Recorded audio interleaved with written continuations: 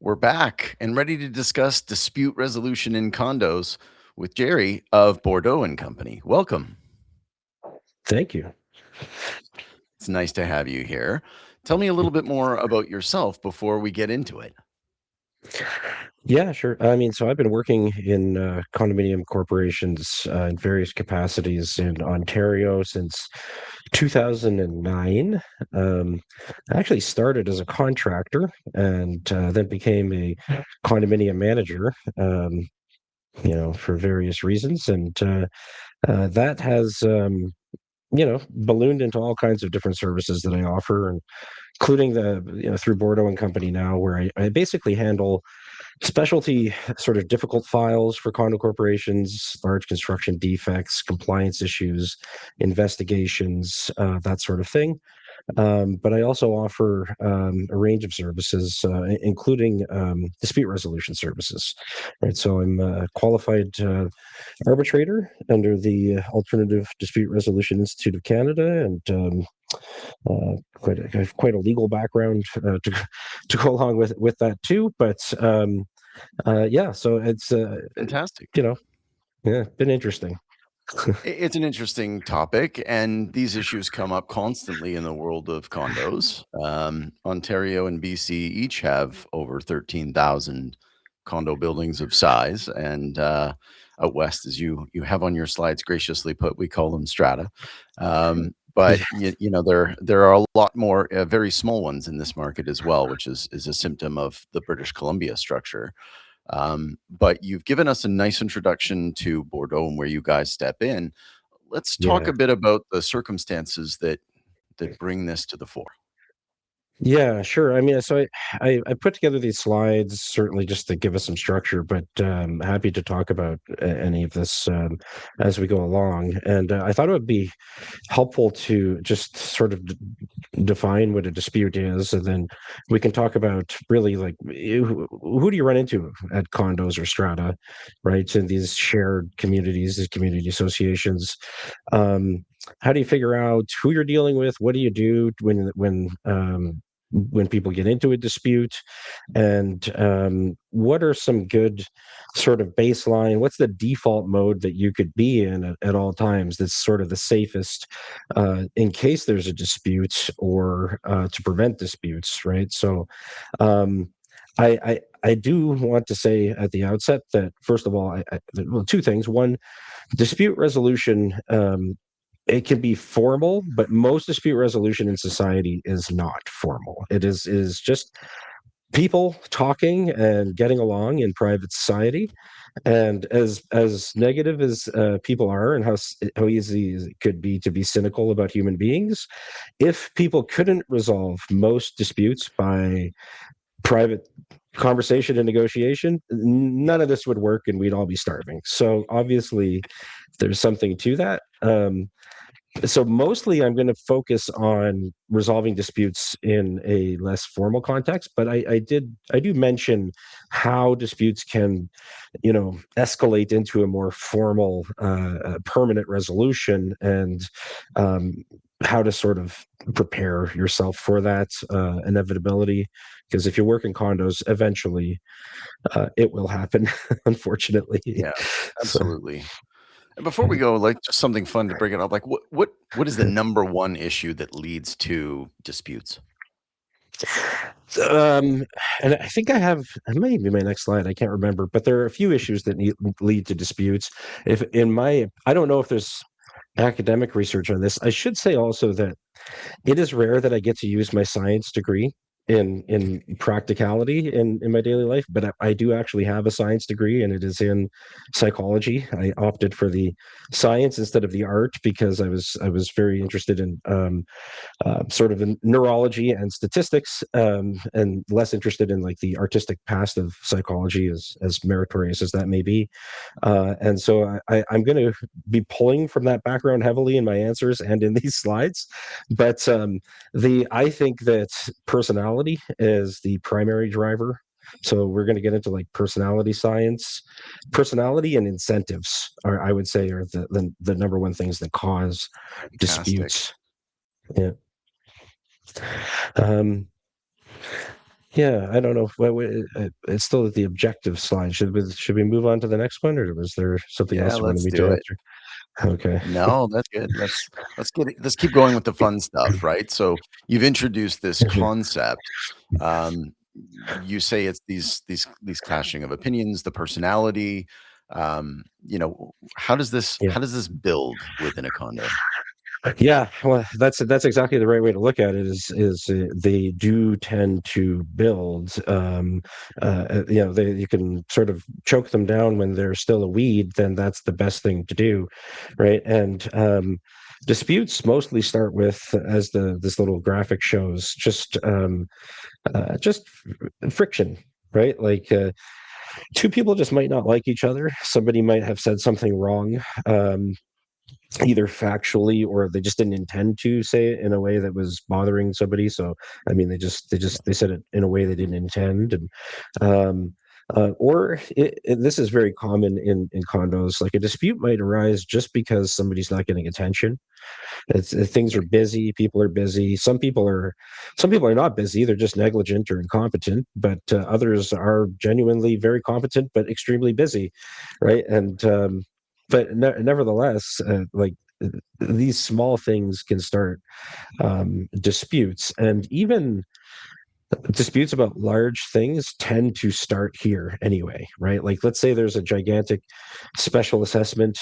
um, the first thing somebody's going to do is, or I don't know what you call a special assessment in the strata world, but maybe it's the same thing, a big unexpected common expense payment, right? um, so the first thing that people do is not sue. They call the manager, right? Like, what the heck is this, right. right? And if you have a great manager or board member or something, like, sometimes an empathetic, like, conversation that's rational um, can really work and prevent a larger dispute. But anyway, if everyday things like that don't work, then eventually there might be a complaint, right? Whether that's to the condo board, whether that's to a tribunal, or whatever. Although I have tribunals further down on the list here, but Mhm. essentially now we're like starting to formalize things when there's a written complaint. And sorry, I can feel my voice coming in and out. I should mention that I have a head cold. I don't normally sound this way, but I don't know if I said that earlier. But so when a complaint comes through, it should be taken seriously. And the complaints can be of two flavors, really: good faith or bad faith. Um, Right. and if it's a good faith complaint, I really think that people should just respond to it in good faith and resolve whatever the complaint is. Like, if you have two rational actors, it's perfectly possible to have a rational complaint. If the complaint is in bad faith, it's certainly going to start escalating further down this line, where you'll probably start by reasonably answering that complaint and doing your best to deal with it on a good faith basis, even if it's not a good faith complaint. Can't assume that the complaint's in bad faith. And then that's when positions start to harden, and people start to become more legalistic, and they stop having phone calls. They start putting things in writing. They start being very careful about what minutes say. They start protecting reports, developing reports, Right. and this Yeah. is in preparation for what at that point is probably inevitable, which is that you're going to end up either suing, getting sued, or ending up in a tribunal in some kind of application. So this is more or less what disputes look like, not just in condos, Those but in all kinds of bad professional settings. faith those bad But faith complaints, yeah, like, how do you delicately diffuse those situations when someone is making complaints specifically for some sort of personal right. vendetta? Well, okay. So a number of ways, and I'll reserve some comments on this as we get into like the personality science behind it. But Yeah. there, it is possible sometimes to actually to resolve bad faith complaints without a major escalation. Sometimes there's just law around what a person is entitled to and what they're not, and Right. simply quoting that can make a bad faith complaint go away. However, if the person has a bad faith complaint and there's no law to point to or whatever to resolve the issue, um, sometimes a forceful but carefully worded and fair response can jar them out of. I have seen lots of different reactions to replies to complaints that were made in bad faith, including Mm. the person realizing that they're being a pain and that they're making things worse, all the way down to people doubling down, or even just oh, my dog's trying to become part of this webinar. All the way down to doubling down, or even just taking a middle position that becomes more reasonable, right? Mhm. So, Mhm. Interesting question then there is, like, how do you distinguish between good and bad faith? well, you know what? That is a good question, and I think that you at first you don't.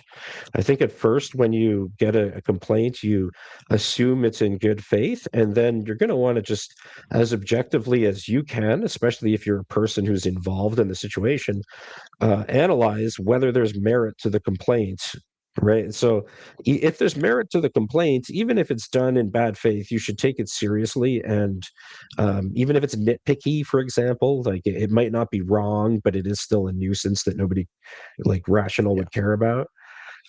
You should still take it as a good faith complaint, but it will become evident over time whether it's a bad faith complaint if you are effectively replying and dealing with what's objectively important in it and the person does not care, like if they don't move off their position, and especially if you are aware they have an incentive not to move off their position, or if they have a track record of being like this.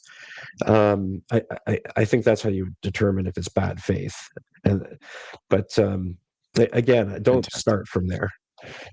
No, no, that's a good point. That's Yeah, a good point. yeah, So, talk us through the characters involved. yeah.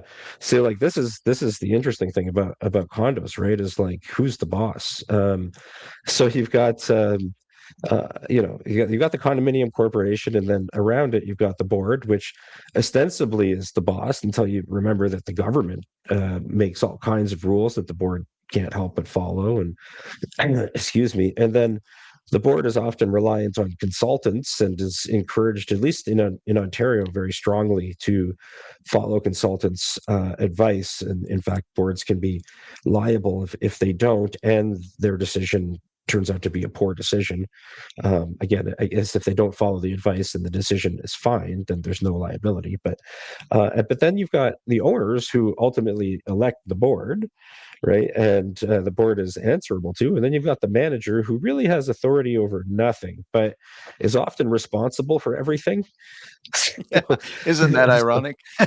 yeah, Uh, which by the and they're way, seen as like, being the one that's responsible, right? So there's a big burden yes. placed on them to be responsive and to make everything go well in an environment where really they don't have as much power as they may appear to have.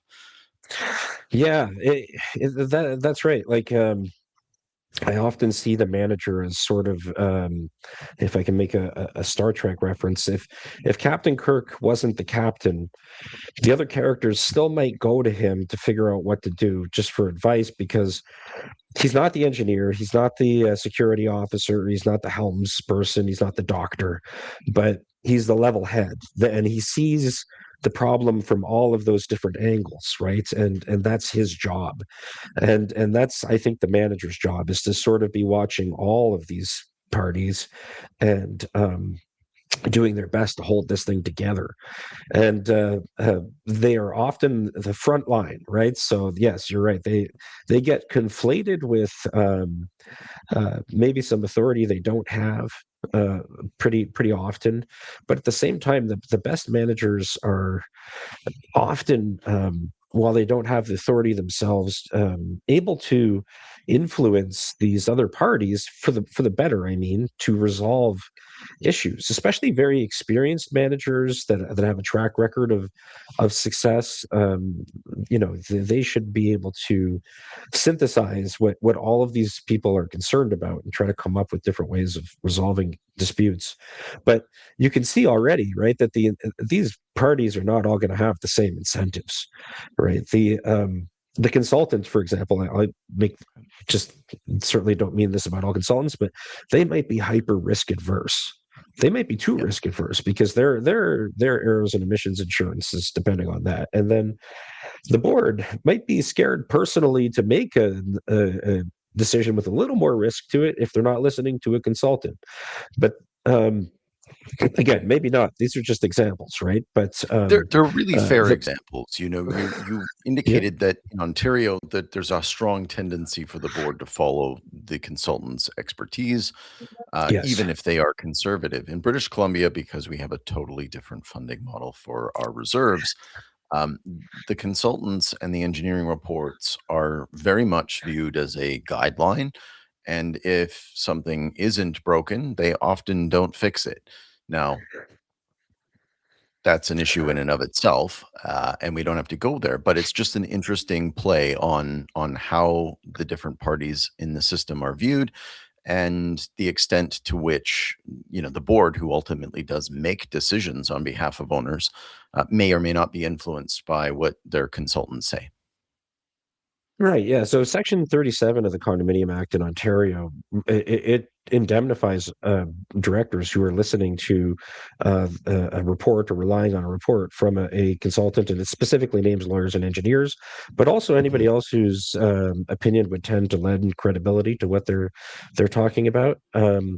So it could be an accountant or what have you, right? But and so it takes a lot of it would take a lot of, in some cases, courage, but in other cases, foolhardiness to for an individual director to ignore the report of a professional in Ontario.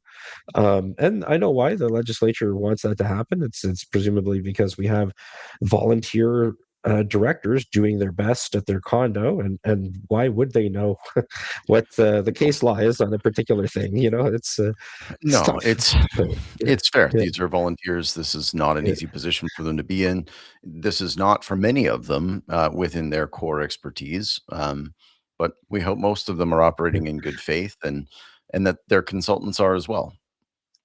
Right. And in any case, I didn't mean to pick on either the board or consultants, because then you've got the board and owners, right? I mean, usually the board member, there could be a Venn diagram with the board overlapping with the owners a lot of the time, and Yeah. not all the time, but much of it. And in the business world, that would be like a conflicted director, really, which is actually a negative in other contexts. But in condos, for some reason, it's seen as good if you're an owner and a director.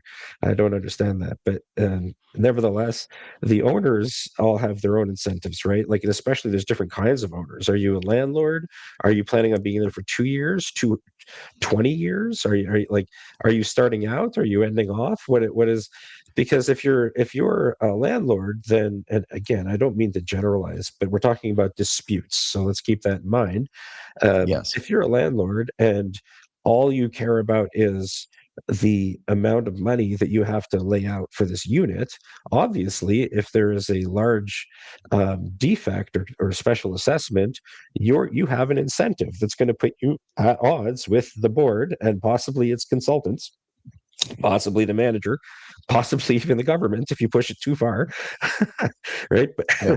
But Yeah. already, like that, and then and with other owners, because the other owner who is there, who is going to be there for 20 years and wants to see the building envelope or whatever it is fixed, now you got Mhm. to fight at an AGM about whether a special assessment is necessary, right? The It's reason a I wasn't ridiculous. laughing is that this is a huge problem in BC. We do not fund our reserves adequately. Most Right. buildings are funded to the tune of less than 50% of what's recommended. Investors are now allowed to own anywhere in condo buildings. Condo buildings in BC used to own, sorry, they used to be able to put in bylaws that would restrict the number of rentals, the long-term rentals. They can't do that anymore. The government changed the rules. So now any building any condo building could have any number of rental units within it. And you've nailed it. Landlords care about net operating income. That determines the value of their asset. The lower the fees, the further out the projects, the greater the net operating income, the more their condo is worth. So they are always pushing against these investments in projects that would lower their net operating income relative to those owners who occupy in the buildings, and obviously have a different outlook on those types of expenditures. Yeah, and the corporation itself, which I guess would be the black box in the middle there, it has legal obligations it has to meet that are going to be contrary to that incentive that you just outlined, and Mhm. then meanwhile, like again, now you've got an example of a place where the government has different incentives than some of the owners. And why does the Yeah. government have those incentives? Well, now we've got like a public policy issue, right? I mean, there's not enough places to live. And now, if there's not enough And there are places to safety live, issues maybe as we, we've seen. sure, yeah. Like I was, yeah, I'm just sort of speculating, but like so, but things like that do end up affecting condo corporations and causing disputes. So, and I put the phrase public choice in the government box, and that's a whole field of economics that is super fascinating. But essentially, it's the application of private incentives to public actors. So, like we always assume that or private companies are greedy and profit seeking, but for some reason, like the literature often does not assume that of governments. Meanwhile, the people in governments also do have the same incentives that people in the private sector to be like rent seeking, right? So they want to hang on to power typically. Like I don't think I'm saying anything crazy here that people have not noticed about politicians. And I'm not picking, like I mean this about all of them. Like typically they have an incentive to hang on to power, and then that will drive different decisions that they make that can spill on to condos and cause disputes in condos, right? So there's all kinds of arguments that I've seen about, for example, making it so that developers must include affordable housing in any future developments, or disputes about, now there's a famous one in Toronto about whether garbage chutes should be required or whether they're a good idea. Like there's the consumer protection sort of, I don't want to say excuse, but um, label can open up a whole variety of incentives that then get pushed onto condos or strata and cause disputes, including just any policy, like even federally, that would tend to make a construction product more expensive. Like windows are incredibly expensive now, and then when you go to change your windows, maybe the reserve fund's not adequate, and now you've got like a big fight over $2 million. And the condo has obligations it's got to meet. The owners don't want to. Again, I'm being very very flippant here, but like the owners don't want to pay, and now you've got a board member who doesn't want to be on the board anymore because they're tired of the stress of the owners yelling at them, like they made the Yep. windows more expensive, and then you've got a manager who is basically on their like third pack of De Maurier that day because they've been flooded with all of these different issues, and they're not getting any sleep that night. And um, You've done anyway, an I really hope amazing that. job at setting out the actors in Yeah. disputes. I think that is very illustrative of what goes on out there. And I mean, as I flick the slide, I'm just going to say that governments, while often well intentioned, also put on a bunch of unintended consequences when they make changes, and those Yeah. unintended effects are also very noticeable and have significant impacts. So Yeah. They do. Like even I know it's very popular for condos to want to beat up on developers, for example, and I know why. I mean, it's true that condo corporations often get saddled with decisions developers make, but then the more you beat up on developers, who remember are just people with their own incentives too, um, then the less housing you have, right? Like the less incentive there is to build houses, and then if you need homes to live in, then there's trade-off there, and people often don't uh, sort of evaluate things that deeply when they're making these decisions. So, but yeah, like I was saying, there's different types of unit owners, and depending on the type of unit owner, you can get different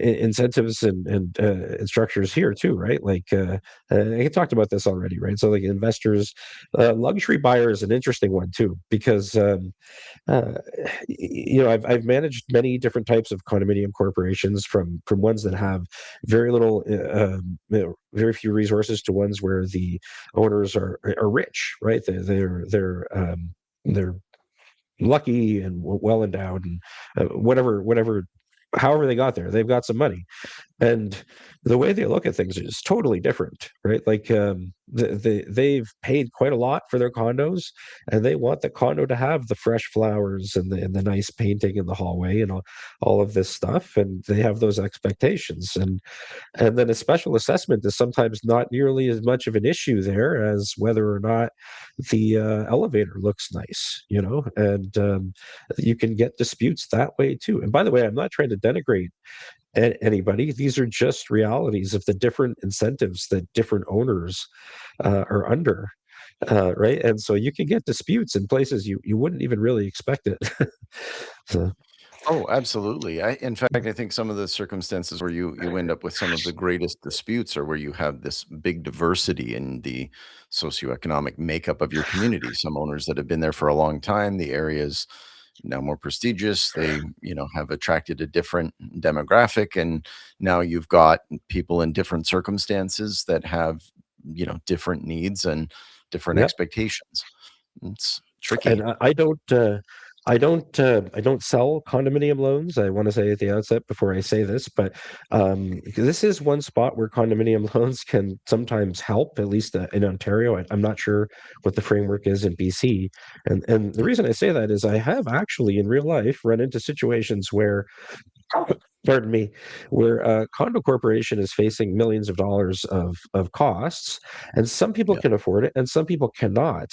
And I have actually seen it happen where people are going to lose their homes if they don't have access to some kind of credit.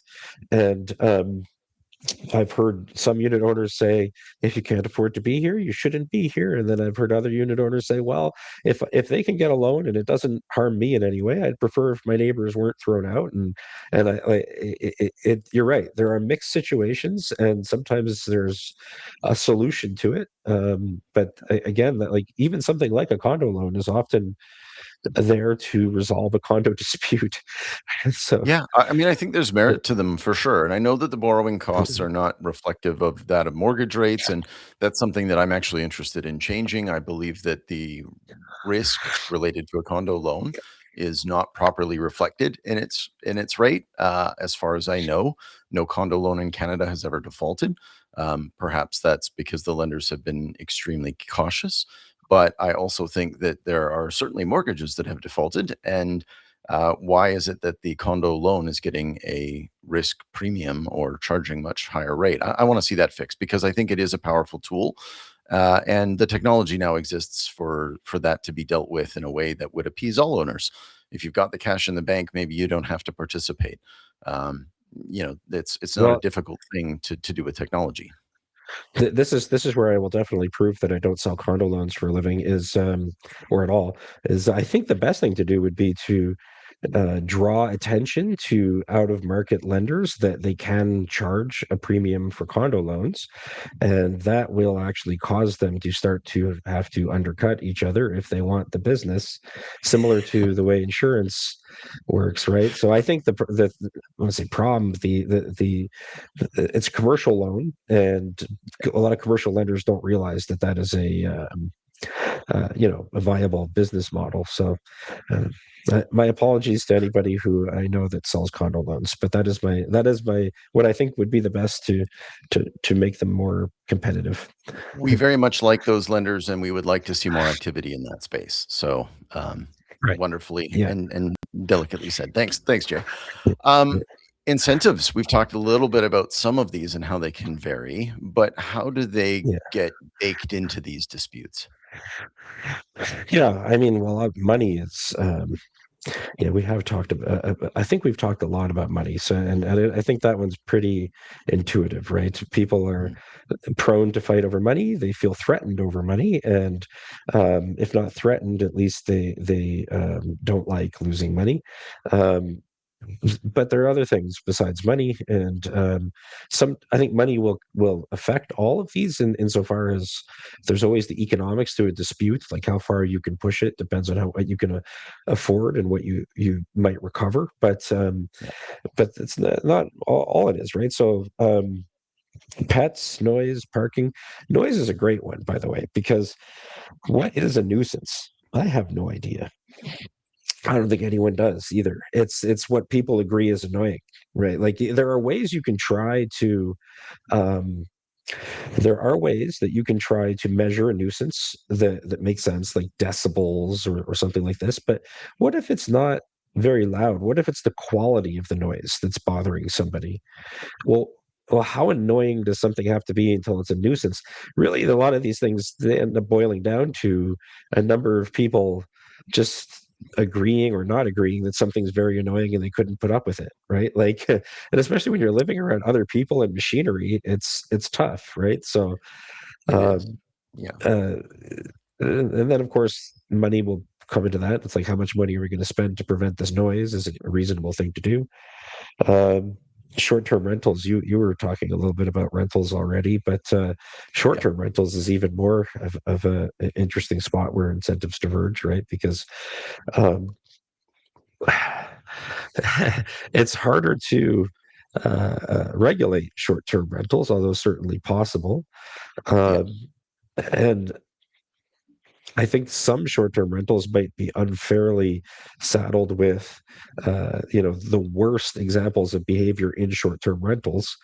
Right. But then on the other side, like condos are interesting because I think at least more at the start, a lot of it was how do we want to live as a group, right? Like, what are we going to put in our declaration? We can put all kinds of things in our declaration depending on how we want to live. Do we want to have smoking here? Do we want to have pets here? Like, there's all kinds of things you can think of. But increasingly, I'm finding it's a like a public interest concern, right? So, like, I know the city of Ottawa has bylaws about short-term rentals now because it became enough of a nuisance for them to deal with. And um, anyway, yeah, It's risk. tough, and I mean, Yeah, everybody's yeah, got their own views on these things. I'm not a landlord, I yes, don't own a unit, but I am I am generally a free market person. I would like to see owners entitled to rent their units if they like to, and they may have greater wear implications on hallways and elevators and buildings, and maybe there's some way that they should be compensating or reflecting that, but anytime you distort a market by preventing a certain action like no rentals or by forcing owners of properties to allow rentals or pets, you end up yeah, distorting people's behavior, and those distortions have real effects. yeah, exactly. And as you put it, like as you distort someone's behavior, you're going to get people that will complain and fight, and whether and again, like you said, in either direction, right? So you're going to allow short-term rentals, you're not going to allow them. Somebody's going to be upset somewhere because their incentives are diverging on the issue.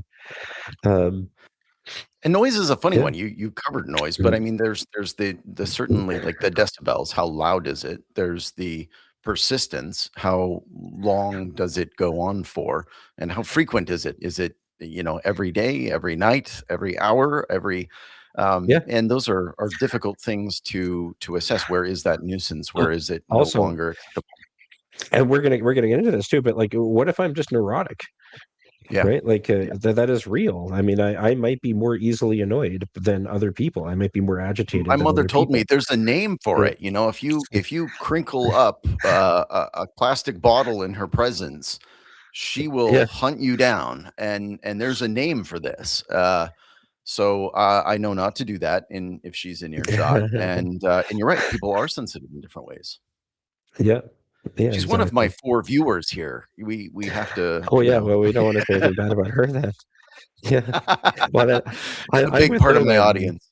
Uh No, it's um, true. It's just talking about people, right? And this is, all of those different issues. Now, you've got a couple more points on this slide before I move on, and I don't wanna skip them. Uh, Risk. yeah, yeah. Like records and disclosure is a really good one. Insurance deductibles, I think, is just kind of obvious. I don't want to spend too much time on the top three. Records and disclosure. This is a big one in Ontario, right? And you're balancing two different incentives: the public, the public safety, public transparency, consumer protection idea that you want owners to have access to information about their property that they own, or their corporation that they own a share in, and you also though don't want owners to be constantly demanding records, and there's a few reasons why that we could come to later as well. But for now, I'll say, like, just from a obvious practical point of view, that could become incredibly burdensome, right? I mean, if Yes. people are just constantly asking for records, and by the way, in Ontario, there's only so much you can charge for producing these records, so there's not a very big disincentive. Well, even if the person is in good faith asking for these records, they could still be causing like a decent problem, right? It's just gumming you up constantly. But how do you deal with that without being overly restrictive? I mean, certainly people, anyway, I do have ideas about how I you could think that deal with more that, but they're clarity not relevant. around Yeah. the reasonableness of those requests and the suggestion that I've seen a number of Ontario lawyers make about before allowing a CAT case or a CRT case, as we call it at West, you kind of pre-qualify it by saying, is this a reasonable request and does it fall under, the CAT requirements before we allow it to proceed into that channel? And I think, you've seen a lot of records requests go through the CAT and the CRT processes with varying results. Sometimes the condo is found, in violation. They didn't deliver what was a reasonable request. They didn't do it on a reasonable time frame, and they fall on one side of the coin. And then in other cases, you have owners that are being unreasonably aggressive just because they didn't agree with a decision, and they are continuing to come at them and dig, and then the cat decides in the other way. So I certainly Yeah. think that if there was some way to prevent spurious claims and slowing and down and gumming up of that process, that it would be a win for everyone. Just less time, less of the board's time, Yeah. less manager time. The whole system will work better if we can more clearly differentiate what is and is not a valid case. Well, yeah, and like what you're describing is almost how courts handle vexatious litigant, right? So like before you even get to have this, you have to get leave from get a claim or application. You're going to need to have leave from the court, but then and with courts, essentially the buck does stop there. But then with these tribunals, which are it could be the subject of a whole other webinar, they have incentives of their own, right? And remember why they're there. They're not there to make sure condos work great. They're there as public consumer protection. So then it becomes tricky to justify, a public consumer protection body telling consumers that their request is not reasonable. What does reasonable mean? Now we're into another it could be a political issue, right? Like it's almost maddening, but this is the swirl of incentives that we live in. So, which, by the way, most things end up being resolved by box number one, money. And the cheaper that you make it to fight about these things, the more people will fight about these things. But anyway, Yes, incentives, right? Um, yes, yeah, yeah, you can disincentivize someone from going through a process if it costs more, but the whole point of CAT and the CRT and these other ones is to make it possible for somebody to bring forward a claim without having those types of resources. So it's not that I want to stop the process, it's that I think we could help filter a bit more at the front end, um, so that it doesn't necessarily push everything into that channel if it shouldn't be there. And I do want to cover this last point, but you I think have touched on this before yeah. with our Let's previous diagram, the yeah. power. There's let's just keep going. I agree. I think we talked about that. Yeah, I mean, you had that lovely visual of all those actors around the property that have their own incentives and role to play. Talk to us about bias, Jerry. Yeah. Well, okay. So bias. Humans in general are horribly biased. And since I am a human, I fall into that category.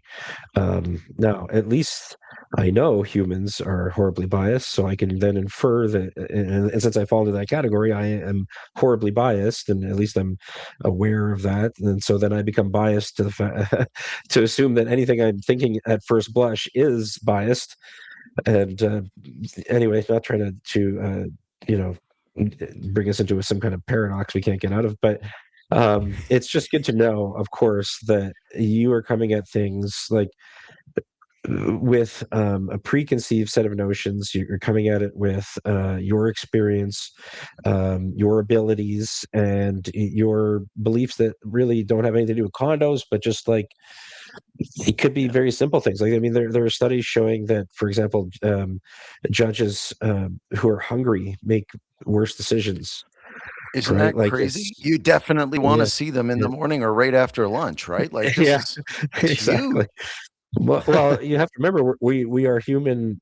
We're human beings, but we are evolved animals, and like we have, uh, yes, our brains can do a whole bunch of cool stuff on 20 watts of power, but they've also got a lot of very primitive drives, and there's a lot of tribal wiring packed in there, and a lot of other interesting neural circuitry that we could, and actually we will talk more about in the slides. And so it's just good to remember that like we are all biased. And by the way, being very smart, or let's say being very cognitively superior or something like this, above the average, or the opposite, does not indicate how well you deal with bias. In fact, a very biased, very smart person is the worst, because they they are the best at justifying their biases, and even to themselves.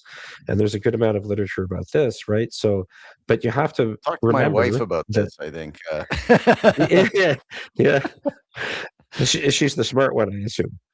Just to Oh, save you she's there. very Yeah, yeah, smart okay, too, yeah, yeah. Oh, but too. yes, Okay, yeah. she's called me out for this, you know, it's, Oh, we do okay, have yeah. biases for sure, and I think that that is fair. How do you overcome those biases in this context?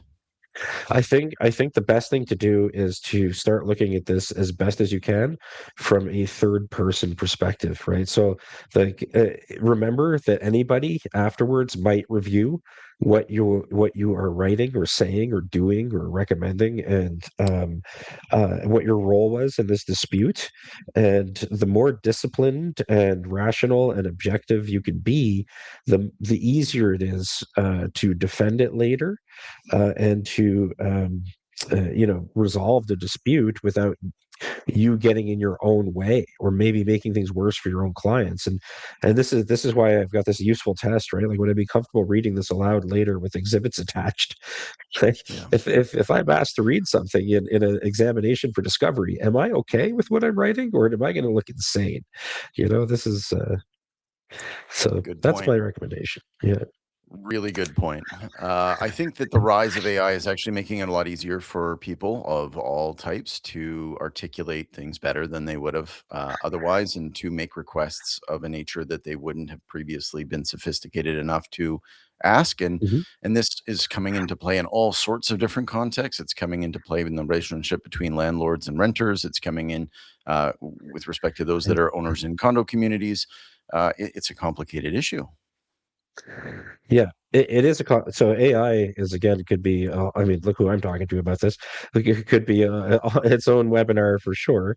I love AI and hate AI, and I actually really do appreciate that it does help people who would have had a hard time articulating what they were, which, by the way, does not mean that they're stupid or anything like this. Like, there are a number of reasons why you can have a hard time articulating a problem, or a message to somebody, just even including, like, this is not your first language, or it's not your full area of expertise, or something like this. I just mean, I'm glad that it does help us to communicate. I think Absolutely. it'll be better when AI is not so people pleasing. That would Mm, very much help. yeah. Draft me a letter telling the lawyer they're wrong. It'll do that. And if you're not happy with it, it'll do it again. Right? So like it's but what can I do about that? Yeah, in this slide, I wonder if I should have actually put it after this slide on personality. I think the next slide is the one on personality. Yeah, let's go there. Yeah, why don't we do that first and then go back? I should have flipped those. I'll do that after. Okay, so personality science. There are really two aspects of psychology that are extremely well, um, like as a academic science, insofar as it is one, that are really well replicated and testable. Psychology has undergone a replication crisis. So a lot of the results of psychology over the past several decades couldn't be replicated when tried again in similar circumstances, but that's not true of personality science or cognitive testing.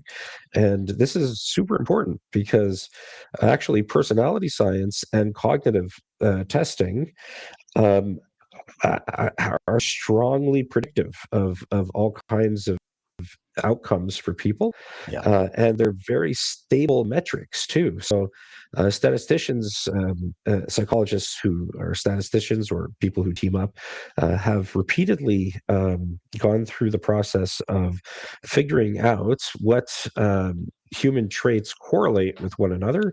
I'm putting this Right. very crudely right now, but it's essentially true.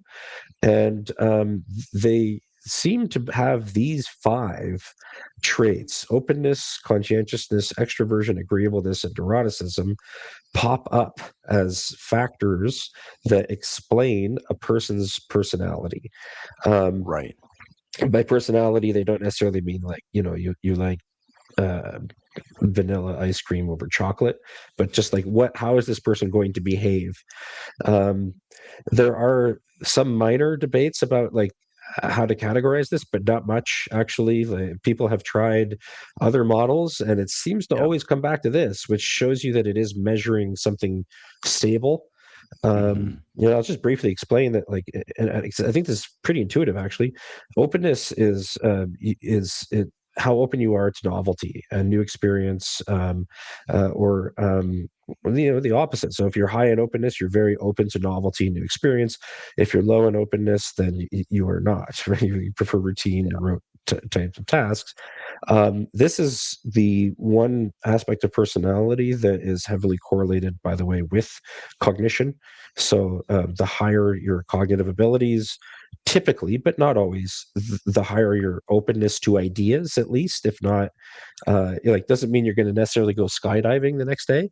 But if somebody tells you that matter bends space and time, then you might be more open to that idea, right? So um, conscientiousness is super important one when it comes to disputes and starting disputes and ending disputes, right? Like, Right. if everybody around is conscientious, you'd think there wouldn't be any disputes, and maybe often that would be true, but actually two very conscientious people could disagree something on something legitimately, and are extremely unlikely to move off of their position because they believe it's the conscientious, diligent thing. Like, but in any case, Right. I'm actually conflating agreeableness with a little bit here. But conscientiousness is like, um, how how much follow through, how much regard am I going to have for what occurs if I don't follow through, that that sort of thing. Extroversion is, I think everybody already kind of knows this, but you gain sort of a boost from talking with other people, being out in the life of the party type of person. If you're high Hmm. in extroversion, you really like that. If you're low in it, you're what they call an introvert, and then you're drained by social situations. Agreeableness is obviously the biggest one for disputes, because the more agreeable you are, the less antagonistic that you likely are. And some Yeah. people are extremely agreeable, and um, to the point that they will agree with pretty well anything. And some people are extremely antagonistic to the point that they will just fight about everything, whether that's reasonable or not. That's I interesting. think. Generally, for condo like professionals, you would want them to be more agreeable than not, because being more agreeable than not doesn't mean you're automatically going to agree to everything, but it also is like loading on this is how well you cooperate with people. And it's hard to be very antagonistic and cooperate with people, right? So generally you want like a very conscientious, very well, more agreeable than not person in a condo setting to Yeah, carry the load of like carrying the load. managing or being a lawyer or something like that. Fascinating. And then neuroticism's the last one, and I'll speed this up, but because we want to get to the practical side of this. But it speaks for itself, right? Like the more neurotic you are, or the higher you rank on this scale, the more anxiety you will feel, the more sort of stress you'll feel over threats, that sort of thing. Whereas, like all the way on the other end is maybe like you know, fast times at Ridgemont High, surfer type of stereotype who doesn't get upset about anything. Now, these types of personality traits are extremely stable, so they can change a little as a person gets older, or if they get brain damage or something like this, then they'll change a lot. But Yeah, they are pretty stable, and you're going to have to I recommend keeping them in mind. Like when you're dealing with somebody, especially in repeat dealings, try to figure out where they might land on these scales, because it's going to give you an insight into how to deal or what you're getting from these people, right? Like if you've got somebody calling you who is high in neuroticism, but also high in agreeableness and high in conscientiousness, they might be really upset and they might be ripping into you, but actually they're a reasonable person, and it's their neuroticism that's taking over, and you might just have to listen for a little bit, and the dispute might resolve itself. Right, like but and then you've got yeah, I didn't get into the personality disorders yet, but I think we'll get into that after. But let's just say like somebody with certain personality disorders, which tend to load on like the extremes of those personality factors we were talking about, they might be very status sensitive. A narcissist, for example, right, could be someone with narcissistic personality disorder. To resolve a dispute with them, perhaps you just have to remember that they want to preserve their self-image. It's going to be very harmful for them to have to deal with a negative self-image after. So maybe you just make it look like it's their idea. Right? And this plays out on a this can work. macro scale. Yeah, but if you can, Yeah, like, if you're a conscientious, agreeable condo professional, and then you can set yourself aside and look at things objectively and understand that this person might have some, like, they might be extremely disagreeable and very neurotic. Like, you might be able to figure out how to get them out of this dispute. yeah, You can make it attractive to them. Um, fascinating. Cognitive ability is another big one, right? Like when you're communicating with people to resolve disputes or even to prevent disputes, you have to remember your audience. And you were actually sort of hinting at this from the side by saying like AI is helping people to communicate more. You have to remember that not everybody, like humans, and unfortunately, and this is what the data shows, we're on a bell curve, right? When it comes to cognitive ability, it's not fair. You have people who are capable of writing. I won't say his name, but I know an engineer that could probably tell you all of the chemicals in vinyl siding, right? Like he's going to tell you the chirality of the I'm making this up because I don't really know, but like the chirality of the chemicals in vinyl siding. Well, if he goes on like that when he's trying to convince a board to buy a certain product, okay, like his cognitive ability might be in the stratosphere and it's doing him no good whatsoever because he's not getting his message across in any way, and then it's going to cause a dispute. So you have to remember your audience. This is just a fancy way of saying that, um, Very true. Yeah. and adjust, right?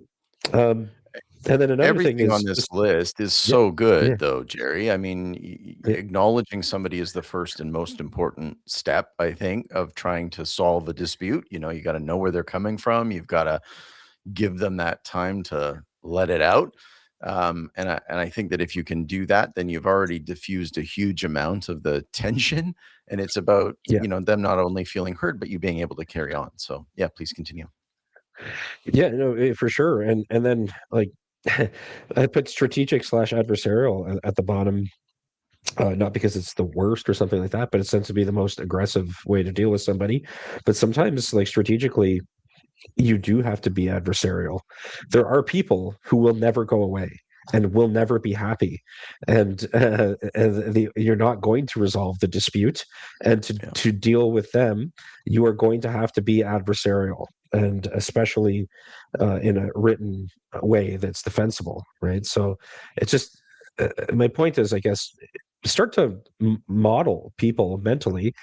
Don't I mean, it might sound unfair and tacky to do that, but the truth is, people are they do fall into these categories, and if you can accept that and start to model people that way, you can figure out ways to make life better, including for them, right? So, Yeah. Yeah, yeah. No, that's a really good point, and I think your kind of closing goal here is a valid one. You're not trying to win the exchange, you're trying to move it without, creating the next. yeah, yeah. If you want to win the exchange, define win as resolve the dispute as best as possible for everybody, right? Like that's what winning is for me in my job. So, um, yeah, I don't think we have to go through this because Yeah. it was just explaining that. I had the cognitive ability slide. Um, this one, I Absolutely. definitely want to say a few words about. And again, I should have reordered these slides. My apologies. But again, most people, just to start off, restart from where we were, are are reasonable, and you're not going to have a gigantic dispute with them. And most disputes are resolved by private, reasonable conversations. But there are a lot of people, 10% of the population, approximately, it slides around, depends on the statistics, but have a personality disorder of some kind. Right. So not all personality disorders cause disputes. Actually, some people will just withdraw from disputes, like they're the plague, which is itself sometimes a problem, but Yeah. not in the sense that it's a dispute. Um, but about 1 to 3% of the population does suffer from antisocial personality disorder. And I say suffer from because I don't want to make it seem like they choose to be like this. It's not a choice. They have a different brain than other people do. And it's easy to forget that when they're targeting you with some kind of problem. But and I want to come back to that, I think, on the next slide. But the prevalence of these people, if you think about the millions of people that live in condos or strata, you're going Yeah. to have some thousands of people who have antisocial personality Oh, just take living it down in to one condos. building here. You have one Yeah, building with a couple hundred people yeah, in it. You've got yourself a handful yeah, of these personalities, and I think that that's fascinating. I was equally yeah, surprised, Jerry, when I heard about the percentage of hoarders in the general population. Like, I was, like, yeah. shocked by how much that was. This figure shocks me similarly. Yeah, so you have to remember that, like, again, we are evolved. We weren't built in a factory to be reasonable, and there's different survival strategies that have persisted through evolution over literally billions of years. So, you, psychopaths, as is the popular term, are not going anywhere, and you just have to remember sometimes you're going to run into them. Um, again, do not assume somebody is, though, antisocial. They could be having a bad day. But when you notice a pattern, right, where they're not interested in reasoning, they are perfectly fine doing things that are not legal or even socially normal, when they are especially malicious or strategic with the complaints, and they're really enjoying it. Like they're not going away ever. This is just part of Yeah. who they are. You have to just realize you're not resolving that dispute, and you must have um, processes at that point to assume that it's going to escalate into a formal order of some kind at some point, right? So you've got here that we should be using counsel, formal notices, and right channels to try and keep Oh yeah, some potential irrational actors from going off course. absolutely. Yeah. You've got a rule of thumb here. Can you explain that before we move on? Yeah, I mean, I think that people should start with empathy. If, like, again, when people call you and they're upset, don't get mad at them. And I know this can be very draining, but just for ordinary everyday stuff, usually a phone call or just a straight communication where you're understanding where the other person's coming from will Yeah, resolve the issue. Maybe not perfectly, but you get people along. yeah, When there's bad incentives, you cannot rely on that because people, even if they like you or you're listening to them, can't get over the fact that they're going to have to pay $40,000. So you're just going to have to rely then on uh, legislation, official authority, that sort of thing. And then when someone's intractable, they're just never going away. Again, you're going to have to be very formal, very legalistic at that point. fascinating. Um, are we? Do we need to? This is going to affect what I want to say, but do we have a time limit? Do I need, like, It it's 4 o'clock? Should I I be wrapping you up? it's up to you, like, if you wanna this Oh, is I'm a good. pretty kinda key area for you, and I'm happy to let you close it. No, I'm good to continue. I just and I know that we only have maybe one or two slides, excuse me, but formal dispute resolution. I don't want to explain all the steps because this could be again its own webinar. I keep saying that, but the reality is that informal dispute resolution starts before even a litigation or a notice for mediation or arbitration is served. And the board is often the first one that can make a decision about a dispute and hopefully resolve it with a decision that sticks. Um, and when you're escalating at each step, you want to provide, like, plenty of warnings, plenty of reasons why you're being forced to escalate something. Don't ever sound angry while you're doing this. It won't help ever. Um, and like I said, make sure, like, if people review what you've done, you know, before you cause a bunch of costs with a lawyer or something like this, you've given somebody the chance to do the right thing, right? So, um, yeah. So I mean, you can end up in various spots. Tribunals are becoming more popular. Wow, but more regular. Yeah. Popular depends, I guess, on who you poll. But one thing that I do know is, and this might sound self-serving, and that's okay, that is underused is mediation. I think sometimes it's just the cost of mediation. Mediation often is only tried when it's mandatory in condos, Yeah. which in Ontario is a few instances where it's mandatory, Mhm. or after litigation's already started and things are already bad. Um, and I do think that there are some things that wouldn't benefit from mediation, like especially if you know the person is a hyper disagreeable person. But I think there are a lot of things that would benefit from mediation, like including a lot of unit owner disputes where the condo has to get involved, and you've Mhm. got one unit owner who keeps whatever. I don't know, playing music at a certain time, and the other one, they don't like it, and then they're going to end up in the cat, and the condo's got to do a big investigation and that sort of thing.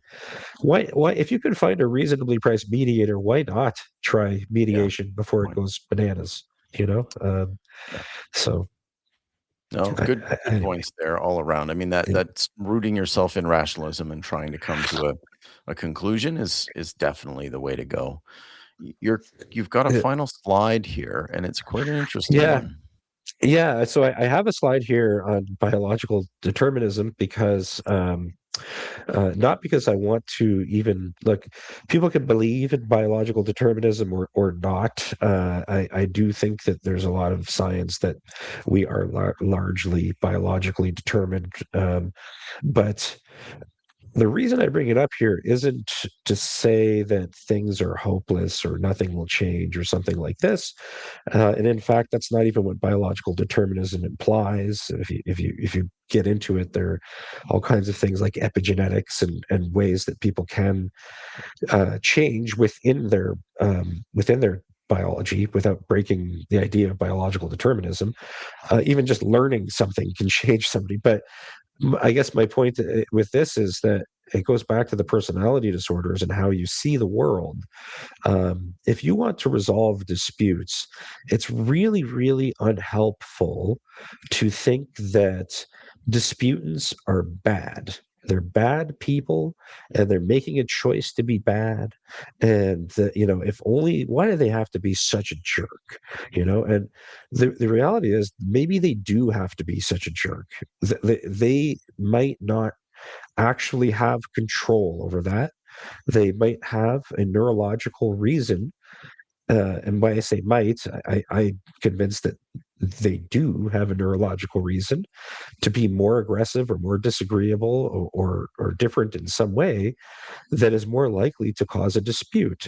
And the Association of Condominium Managers of Ontario had a really great program a few weeks ago on handling stress for managers, and I brought up this idea there, and it was received actually pretty well. And the idea here is that like this is a good way to um, move off your biases and be more objective about things when you get so they brought up an example in their webinar about like, oh, how would you respond if a very disagreeable unit owner sent a nasty email about you to the board complaining about you wanting to get you fired, and it was Friday at 7 p.m. and you were just about to sit down with your family. And I said, well, look, there's a couple different ways you can perceive this, and there's certainly the way I would have perceived it 10 years ago, which is like, what a jerk. I'd get mad and I'd feel offended. But if you think that this person has no control or little control over the way they behave, like this is a repeat problem, this person, it's basically the same as getting a notice saying that the elevator's broken or that the boiler's not working or whatever, right? Like, Yeah. would you get mad at the boiler for not working? Or like, no, right? Like, it's not the boiler that's this person, their brain might not really be functioning the way that everybody else's is functioning. And is that their fault? Not really, right? So my purpose for this isn't to denigrate people or lessen what a person is at all. Actually, it's more to develop respect for what a person is, including the fact that they're not really evil. They are um, built a certain way. They think and feel things and have sensory experience, and that should be respected, even if you're not going to put up with it because it is damaging. Just the way that, like, so I guess what I'm saying is when you're trying to contain a person who is behaving poorly, or you want to view it like they're causing damage, picture it the same way as trying to contain water from the boiler leak. Like there, it's just inevitable. And getting mad about it, it's like getting mad about gravity, right? Or Kurt Vonnegut would say, what was it? Getting mad about glaciers, right? Like there's it's you're going to run into these people, right? And they're not going to change. So That is fascinating, and half of me is like, "This is amazing, this totally makes sense," and the other half is like, "Are we gonna let jerks get off the hook?" So I don't know, it's, there's Catherine, she says she might still be mad at the boiler. yeah, and fair enough, right? And maybe you can't even help but be mad at the boiler. But I guess my point is that some part of you knows it's irrational to be mad at the boiler, right? Right, And right, and yes. I want to just really briefly respond to that. Like, would we let them get off the hook? Well, this is a very fascinating question, and without getting into the broader like societal implications of it, I would say yes and no. You don't let them continue doing what they're doing, but when you stop them from doing what they're doing, you do it in the same way that you would regrettably pull a defective car off the road. right? Like, Right. it's like, unfortunately, you can't keep doing this because it's a danger to the people around you, but that doesn't mean that we hate you or we're mad at you or that you chose to do this. It's just regrettably something we have to do, is to Right. get you off the road, right? So, like, Yeah. um, I think that's the way to look at it, but Very fair. Gerry, this has reasonable been a people may be. fascinating conversation. I thought it was going to be more technical. We went right into the interesting areas about the way that humans interact and think and work. So I think it's fascinating. When should somebody get in touch with you? Because there's now a QR code on screen that they can scan Yeah, to get that's to great. Bourdeau and Company. But when should they contact you? Well, generally, I'm happy to have anyone contact me just to say hello. But if you have an issue at a condominium corporation, especially, but not necessarily, just I do other things as well, and you want to discuss about how to resolve a dispute, or you have just a sort of sticky situation where you have, especially I have a lot of construction defect disputes and that sort of thing. Reach out. Err on the side of reaching out, because I don't charge just because somebody sends me an email. And if I can help, great. And if I can't, I'll let you know.